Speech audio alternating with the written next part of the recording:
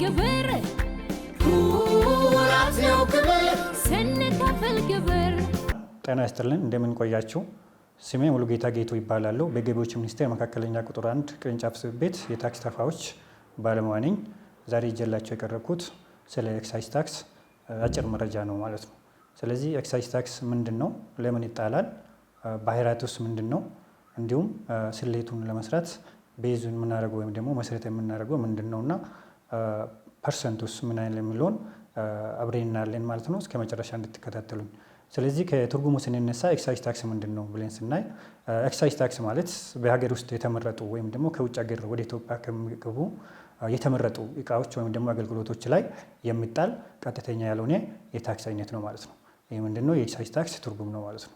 ሌላኛው የኤክሳይዝ ታክስ የሚጣልባቸው እቃዎች ባህሪያት ምን አይነት ባህሪ ነው ያላቸው እነዚህ እቃዎች ብለን ስናይ አንደኛ የቅንጦት እቃዎች ናቸው። እነዚህ ሌክዠሪየስ ጉድስ የምንላቸው ማለት ነው። እነዚህ ምንድነው?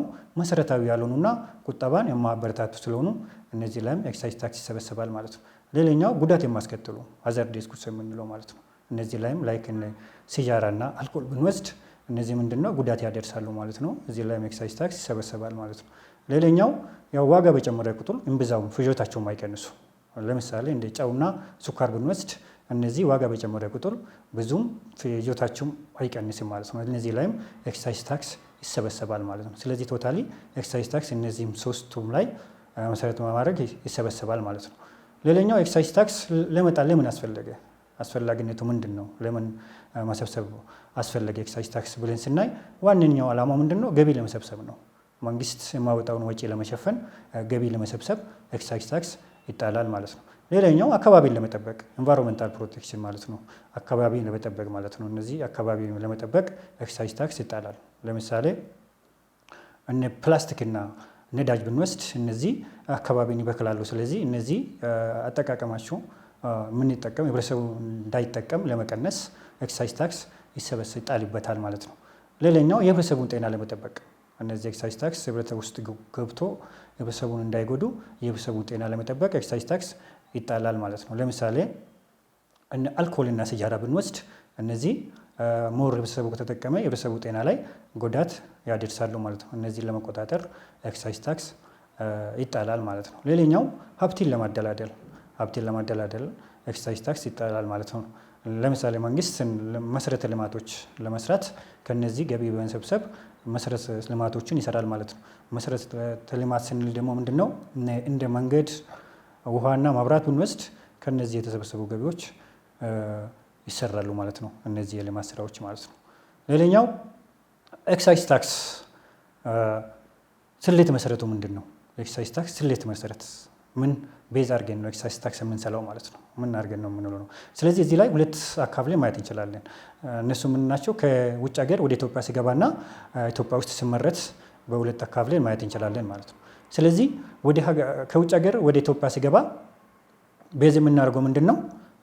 የጉምሩክ ዋጋ ወይም ደግሞ በጉምሩክ አዋጅ መሰረት የሚወጣ የእቃ ዋጋ አለ።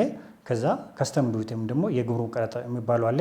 ይህንም ሁለቱም ደምረን ቤዝ እናደርጋለን ማለት ነው።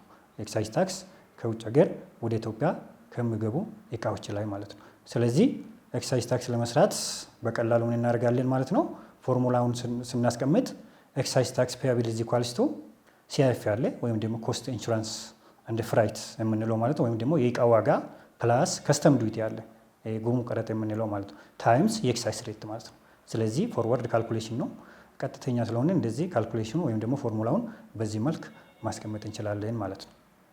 ሌላኛው በሀገር ውስጥ የተመረቱ እቃዎች ሀገር ውስጥ ደግሞ እንዴት አድርገን ነው የምንሰራው ብለን ብናይ ካልኩሌሽኑን ለመስራት ወይም ስሌቱን ለመስራት መሰረት የምናደርገው የፋብሪካው የመሸጫ ዋጋ ነው። የፋብሪካው የመሸጫ ዋጋ ነው ስንል ግን ምንድነው? ትክክለኛ የገበያ ዋጋ ወይም ደግሞ ፌር ማርኬት ቫልዩ መሆን አለበት ማለት ነው። ፌር ማርኬት ቫልዩ ወይም ደግሞ ትክክለኛ የገበያ ዋጋ ወይም ደግሞ የመሸጫ ዋጋ የሚባለው ግን ግንኙነት የሌላቸው ሰዎች መካከል የሚደረግ ግብይት ሆኖ ገዢው ለሻጩ የከፈለው ዋጋ ነው ማለት ነው። ትክክለኛው የገበያ ዋጋ ነው ማለት ነው። ስለዚህ እነዚህ መሰረት አድርገን ስሌቱን እንሰራለን ማለት ነው። ሌላኛው ፐርሰንቴጅስ ምን ያህል ነው? የኤክሳይዝ ታክስ ፐርሰንት ምን ያህል ነው የምለውን ብለን ብናይ በአዋጁ በግልጽ ያስቀምጣል ማለት ነው። አዋጁ 11 86 2012 ላይ በወጣው አዋጁ ላይ በግልጽ ያስቀምጣል ምን ያህል የሚለውን ማለት ነው። ስለዚህ ኤክሳይዝ ታክስ የሚከፍልባቸው እቃዎች ላይ ፐርሰንቱ 5% እስከ 500% ሊጣል ይችላል ማለት ነው። በአዋጁ በግልጽ ያስቀምጣል። ነፃ ከሆኑ ውጭ ኤክሳይዝ ታክስ ከኤክሳይዝ ታክስ ነፃ ከሆኑ ውጭ ከ5% እስከ 500% ይጣላል ማለት ነው።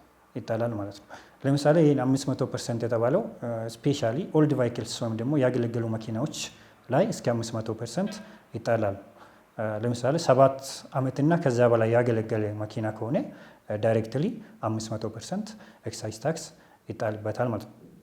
ሌላ ቁጥጥሩ ምን ይመስላል ሲባል የኤክሳይዝ ታክስ ተመዘጋቢ ወይም ደግሞ የኤክሳይዝ ታክስ የሚከፍልባቸው እቃዎች ቁጥጥራቸው ምን ይመስላል ብለን ብናይ ምንድነው የባለስልጣኑ ወይም ደግሞ የባለስልጣኑ ሰራተኞች የኤክሳይዝ ታክስ የተመረተው ከፋብሪካ እስከሚወጣ ድረስ ቁጥጥር ያደርጋሉ ማለት ነው። ከፋብሪካ እስከሚወጣ ድረስ ቁጥጥር ያደርጋሉ። ሌላ ደግሞ ከሀገር እስከሚወጣ ድረስ ቁጥጥር ይደረጋል፣ ወይም ደግሞ ከስራ ውጭ እስከሚሆን ድረስ ቁጥጥር ይደረግበታል ማለት ነው። ሌላኛው መጨረሻ ላይ የምናየው የማሳወቂያ ጊዜ ውስጥ የኤክሳይዝ ታክስ የማሳወቂያ ጊዜ መቼ ነው ብለን ብናይ እንግዲህ የኤክሳይዝ ታክስ የሚከፈልበት እቃ ግዴታው የመክፈል ግዴታው ከተቋቋመበት ጊዜ ጀምሮ ባለው 30 ቀን ውስጥ ቀጣይ ባለው ወር 30 ቀን ውስጥ መከፈል አለበት ማለት ነው። ኤክሳይዝ ታክስ ተመዝጋቢ የሆነው ሰው የኤክሳይዝ ታክሱን ለገቢ ባለስልጣኑ ገቢ ማድረግ አለበት ማለት ነው። ደግሞ ለባለስልጣኑ ገቢ ማድረግ አለበት ማለት ነው። ስለዚህ ዛሬ ይዤላችሁ የቀረብኩት ርዕስ ይህን ይመስላል። ቀጣይ በሌላ ርዕስ እስከምንገናኝ ድረስ መልካም ጊዜ ይሁንላችሁ።